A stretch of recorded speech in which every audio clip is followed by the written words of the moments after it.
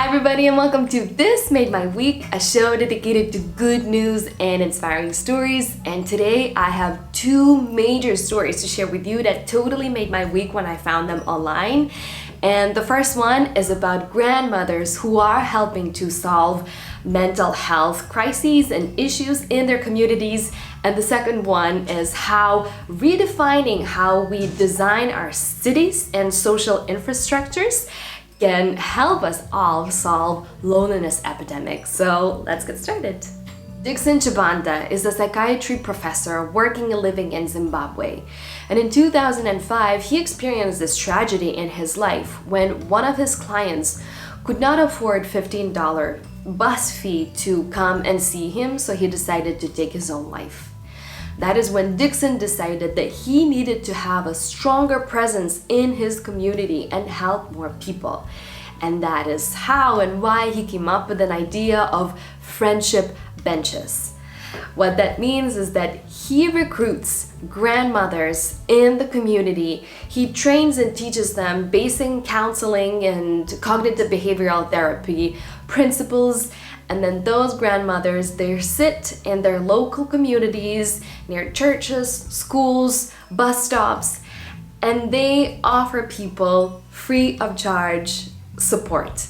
They have conversations with them and they help them to come up with solutions that people can help themselves to overcome challenges that they are facing currently. Today, there's a network of 2,000 grandmothers who are trained by this organization, and it's funded by Zimbabwe's health ministry as well as World Health Organization. Mr. Chibanda says that grandmothers are essential to any community because they hold so much wisdom, they know the culture, they're rooted in their communities, so they are perfect in helping local people. The help that they provide is not conventional, but grandmothers are able to create the sacred and safe space for people to share and open up by simply sitting on the bench under the tree, next to a school or next to a park or a church.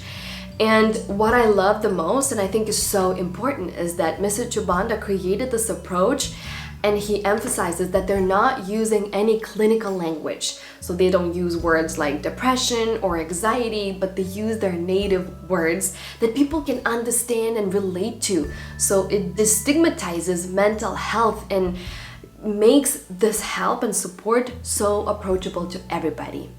But they do have the specific questionnaire that they go through, and grandmothers can see red flags in certain people, and if they need more serious help and support, then they refer them to professionals. Friendship Bench clients are also introduced to peer-led support groups. So it introduces them to a group of people who once sat on the bench in the past as well, so they can relate to one another, understand their struggles. But because they found a way to overcome the difficulties that they were facing at the time, now they are able to help others as well. So it creates this web of help and support and community that goes beyond the bench. So many people have benefited from this organization already, and now they know the power of empathetic listening, and they know the magic of what it feels like to be greeted with arms wide open. I absolutely adore what Friendship Benches are doing, and luckily they have expanded into different countries as well.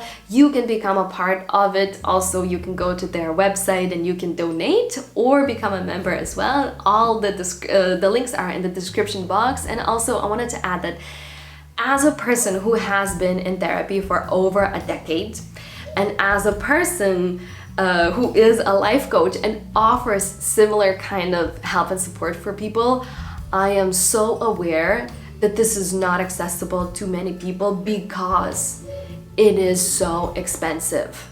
It's expensive for me, it's expensive for my clients. I'm so aware of that, and I'm hoping that by creating more of these types of initiatives, we can offer help and support for people in more of a holistic approach.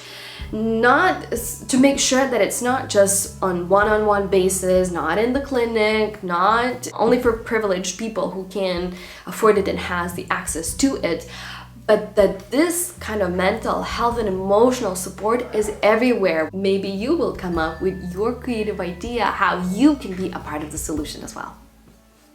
As I was reading online and doing research about friendship benches, I came across another initiative in USA in Salem, Massachusetts called Happy to Chat benches. So basically, these are benches in public areas where people can sit and signal to others that they are open for a conversation and friendly chat. This initiative is also aiming to solve loneliness pandemic that I think we are all experiencing collectively, especially in city areas. And we're experiencing it for many reasons. I think leftovers from the pandemic, car-centric environments and spaces, increased single house living, everything attributes to fewer face-to-face interactions and fewer spontaneous conversations. And that is where city design comes in hand. Apparently, this is what I've learned this week. So designers are designing the city in a way where they put, library, a park, walkable area, but that is not enough because some of these spaces can still be intimidating and not as inviting. But if you tweak it and you do it with an intention to spark a conversation or a connection between humans, you can change the whole thing. So a few examples would be movable chairs, these secret nooks and hooks where you can sit and hide, or sitting arrangements where you can sit in many different positions or you can lay down. It could be art installations or photos from the past, how this area used to look back in the day.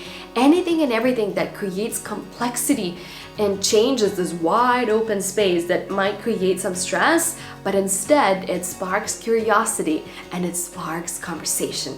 However, it does not force it onto people. So because there's a lot of everything, people still have a choice. If they want, they can hide, they can be more private, they can enjoy the art, by themselves, or they can choose to have a conversation with people around them. I love this so much. I actually found a great example online in these two photos of the area before and after. So you can see this walkable area with some trees, that means some shade. So it should be inviting and there should be more people hanging out and being together, but that was not the case. So these designers decided to zhuzh things up and you can see the change, you can see the shift, and it immediately attracted people and it became this hub where people wanted to hang out and be together. What I personally really like is that redefining cities means questioning this huge emphasis on autonomy. We were so obsessed about being private, about doing things on their own, being independent. However, that leads to loneliness and isolation, and the consequences are obvious. So we need to rethink that. That is why I'm such a fan of co-living together in these social houses. I would love to live in one myself one day, maybe soon, we'll see, I don't know. I love what this artist Andy Field has said about social interactions and small talk. He says that it's not serious, it's not super meaningful or deep, but small talk, it is beneficial for our mental health, and what it does, it grounds us into the world. It helps us to see other people and sense the sense of belonging, being a part of. He also invites people to engage in playful interactions as well. So he came up with this idea, like what if we put tin cans, the phones, between two benches so people can pick them up and be playful and be spontaneous and talk to one another. There has been done some research at University of Connecticut and Brown University, and they confirmed that what people shared is that they missed mundane, everyday interactions the most during the pandemic. So whether that's conversation at the checkout line, in the mailroom, at the bus stop, these are the things that bring us so much joy and so much meaning into every single day. And speaking about checkout lines, some superstores in the Netherlands and in France created these slow checkout lines where people are encouraged not to rush. They can talk to one another, help one another with bags and packing everything up, and have conversations with cashiers, and they are super popular, mainly with a little bit older people, but younger generation as well. So it just shows that the hunger for everyday conversation and slower pace and actual like eye-to-eye conversation and connection is so big. Some superstores are recognizing this desire and this need, so they're starting to create coffee shops in the middle of the store to allow people to hang out and be together while doing their chores, while doing their shopping. It's of course good for business, but also I think it's a genius idea, again, of a more holistic way of living, more being, more interacting, more socializing, more helping one another. That is the way to the future. So these were the two main things that totally made my week. And also one event that I went to myself this week as well was a quiet reading party. So basically people came together with their own book and they sat together outside. I sat together outside with strangers, and we read in silence with no phones, no conversations, while the music was playing in the background. Then we had a break and people had the opportunity to talk in small groups about the books, about what they were reading, what they were liking. And then we read for another half an hour, and then we had another conversation, and it was so lovely. It was so wonderful. It was hosted by one of my good friends again, Yava. It's not the first time that I'm mentioning her in these videos, so shout out to you, Yava. You're making my week again and again.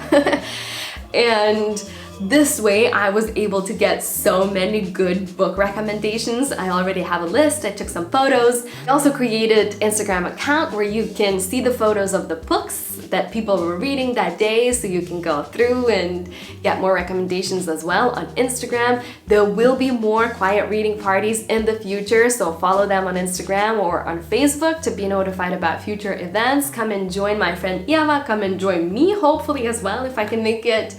And we can all be also together, a solution for a holistic way of being where we can read, not necessarily in private, but together, privately together. Like, this is genius. I loved it so much. It totally made my week. Alright, this is where I'm gonna end the episode. Thank you so much for tuning in. As always, I really hope that this episode benefited you, gave you this inspiring information, and perhaps inspired you to become a part of solution, whether that's mental health or loneliness epidemic or city design or anything. If it did, leave a comment down below. I'd love to hear from you as well.